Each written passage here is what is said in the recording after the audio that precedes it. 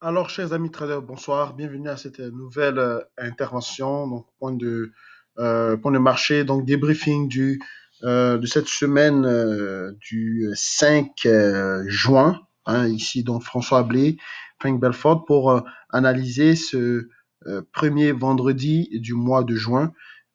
Aujourd'hui, donc le 5 juin, ça permet de terminer donc la semaine, cette semaine qui a été assez mouvementée, avec bien sûr euh, des chiffres d'emploi dont on va brièvement parler dans cette émission, de la politique monétaire au Canada, la politique monétaire également en zone euro et également les PMI, chiffres des PMI manufacturiers du mois de mai au niveau des États-Unis. D'accord? Donc, c'était une semaine assez chargée dans l'ensemble, avec des chiffres quand même qui sont assez spectaculaires, assez ahurissants, notamment le NFP qui est sorti aujourd'hui contre toute attente, toute surprise, même des chiffres qui sont quasiment contestés par la majeure partie des observateurs économiques et analystes financiers, parce que nous sommes bien sûr l'économie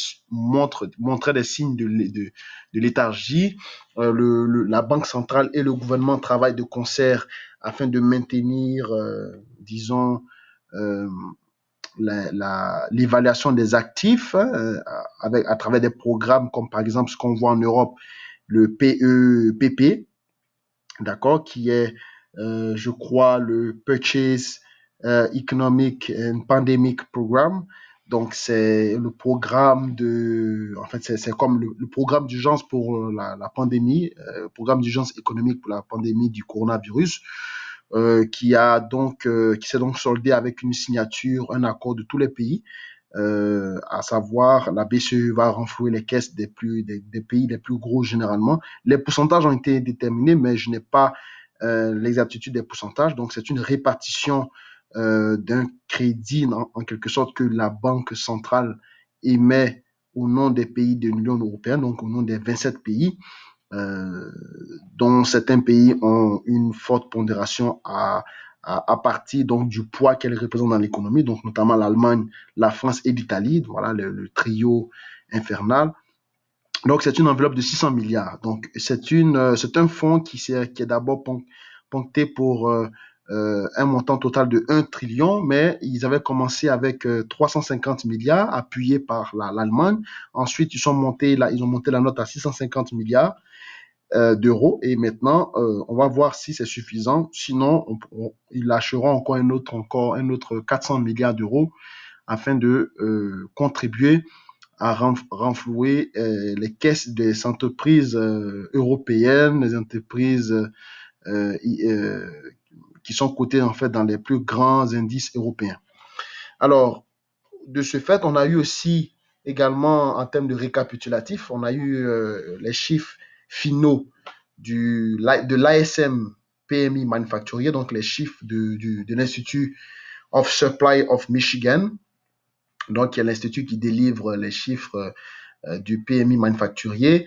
Ce sont des chiffres également qui ont été légèrement bons dans l'ensemble, mais toujours aussi médiocre puisqu'on est en dessous de la barre de 50, qui est donc le seuil standard pour juger donc l'état de la manufacture aux États-Unis. Même si on ne cloche au niveau du Canada, le PMI Market, qui est également sorti supérieur à ce qui était attendu, mais quand même aussi en dessous des 50. On a également, on a eu la décision de la banque d'Australie qui est restée à 0,25. On a eu également des ventes de détail en Suisse. On a eu aussi les chiffres au niveau de l'immobilier en Grande-Bretagne. Euh, on a vu également les chiffres au niveau des services bancaires et également du PMI manufacturier au Japon, les services, le Caixin Services, donc au niveau de la Chine. Donc, beaucoup de chiffres qui ont permis de dresser un tableau global pour finir donc le mois de mai et commencer le mois de juin, qui s'est soldé bien sûr par notamment le NFP, les taux d'intérêt au niveau du Canada. Donc, Stephen Poloz à titre d'information, ne sera plus le gouverneur de la Banque du Canada. Il s'en va travailler pour Enbridge, donc une compagnie basée sur le secteur énergétique, notamment le secteur, le Enbridge, par ailleurs le leader du pétrole au Canada. Il s'en va travailler comme directeur général après avoir servi la Banque du Canada pendant 7 ans. Donc, Caroline Wilkins est pressentie pour le remplacer puisqu'elle était son premier vice-gouverneur ou vice-présidente de la Banque du Canada. Okay? Donc, chiffre d'emploi aujourd'hui qui est sorti quasiment à... Il est attendu à moins 8 millions. Il est sorti à plus 2,5 millions de création d'emplois et un taux de chômage qui était pressenti pour une perte de 20%, donc moins 20% de perte au niveau d'emploi. Il est sorti à environ 14, donc 13 et quelques. D'accord? Donc, ces chiffres ont été largement contestés. En gros, on a eu des excellents chiffres aux États-Unis, on a eu des excellents chiffres également au Canada, mais ces chiffres-là sont contestés par la majeure partie des observateurs économiques du marché, d'accord, disant que ce sont des chiffres truqués en faveur du gouvernement de Washington, de l'administration de Washington, parce que visiblement, Trump est en campagne. Il se montre impitoyable, insensible à la situation sociale et les tensions raciales qui sont présentes actuellement dans son pays. Il est plutôt concentré sur sa campagne et sa réélection dans 5 ou 6 mois.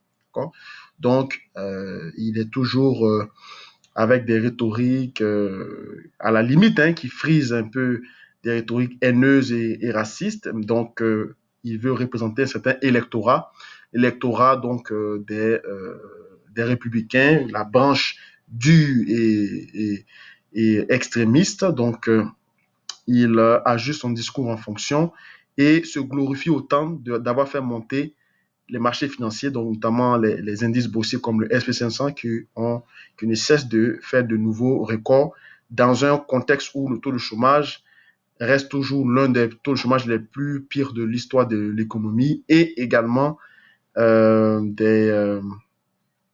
situation au niveau du ratio dette qui est l'une des plus alarmantes du 20e siècle, du 21e siècle. Pardon.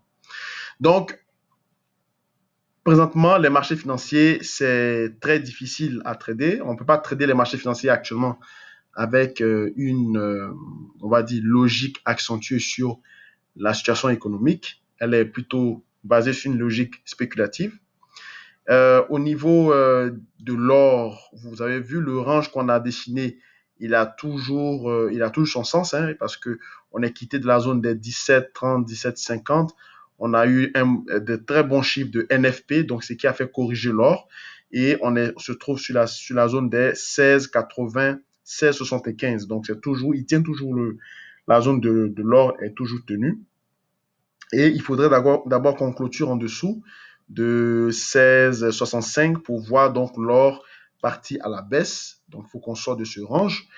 On aura donc pour objectif simple, donc en prenant donc l'écart, objectif théorique, donc une sorte pour avoir une idée, pour regarder attentivement quel serait le report théorique. Donc, on se dirigera vers les 1600, les 1600. Donc, si on sort du range par le bas, c'est objectif 1600. Voilà. Au niveau du pétrole, le pétrole également qui est en train de chercher à passer au travers de son gap, le gap d'avant la pandémie. Donc, c'est le gap qui a accentué la pandémie et son traumatisme du coronavirus, dont on a vu les contrats futurs du mois de mai, lorsqu'on était en avril, qui ont coté à quasiment moins $40 le baril. On est autour des $39 le baril. Le pétrole a vraiment, vraiment bien récupéré et il est en train donc de poursuivre son petit bonhomme de chemin. Tant qu'on reste toujours dans ce gap ou bien on est en dessous, comme je vous avais dit, je ne parlerai pas du pétrole qui est de retour. Oil is back. Parce que des négociations sont en cours au niveau du trident commerciales, Arabie Saoudite, Russie, États-Unis, se sont pas entendus pour une extension à une fréquence trimestrielle du quota sur l'offre de la production du pétrole, se sont arrêtés plutôt à un mois, donc pour tester, parce que la plupart des dissidents n'étaient pas prêts justement à s'engager d'avoir des quotas ou de prolonger, de faire une prorogation sur les quotas, parce que de toute façon, tout le monde veut en profiter. Hein. Vous savez qu'en économie, lorsqu'on multiplie le prix par la quantité et qu'on augmente le prix, donc forcément, on peut maintenir, si on maintient sa quantité et on multiplie par le prix, ça nous fait toujours une très belle recette. Par contre, si on double aussi la quantité, la propension des recettes augmente 2 fois plus vite. Hein. Donc, voilà pourquoi à chaque fois quand on a un quota sur l'offre au niveau de la production, les pays producteurs ou exportateurs sont toujours tentés de doubler leur production afin de profiter de l'évolution du prix à la hausse. Vous comprenez? Donc, du coup, ça fait que à chaque fois, on est obligé de mettre des clauses ou des conditions pour ne pas que cela devienne un jeu déloyal. D'accord? Au niveau du dollar australien, dollar néo-zélandais, après avoir eu on va dire un froid avec l'administration chinoise, le calme semble revenu pour l'instant. Le dollar australien a bien profité de la faiblesse du dollar, mais on voit que le dollar, comme convenu, il est allé toucher, frôler son objectif théorique de 96,40, donc il est en train de se stabiliser, voire de se reprendre, ce qui veut dire que on est pas mal sur des sommets ici au niveau de dollar australien. Regardez, on a 0,69 650 et les sommets sont à peu près à 0,70 235. Donc, vous voyez bien, hein, un phénomène de V-shape, hein, de recovery. On a bien récupéré, on est quasiment sur des sommets, en tout cas très court terme, donc ça tombe bien. Le dollar aussi semble vouloir se stabiliser pour retourner vers les sommets après être sorti de son range trimestriel. Okay? Donc, on est pas mal sur des sommets et on s'apprête à corriger vers le bas. On verra les stratégies, on élaborera les stratégies la semaine prochaine pour voir un peu dans quelle mesure on peut progresser au niveau du dollar.